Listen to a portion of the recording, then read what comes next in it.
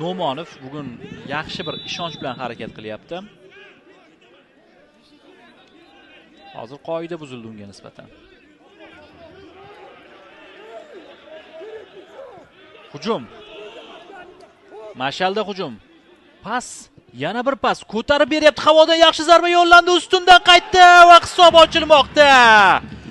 Mashal jamoasi Humoyun Murtazoyev hamda Sardor Abduraimov ham o'yinga tezda kirishib ketdi.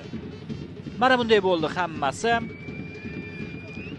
Humoyun Murtazoyev zarba berdi, ustundan qaytdi. Bu yog'iga himoyachilar unutib qo'yishdi.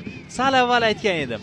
Shu markaziy himoyada boya Sardor Abduraimov zarba yo'llayotganda himoyachilar o'rnini yo'qotib qo'ydi degandim. Hozir endi to'pni yo'qotib qo'yishdi. Hech narsa qila olishmadi.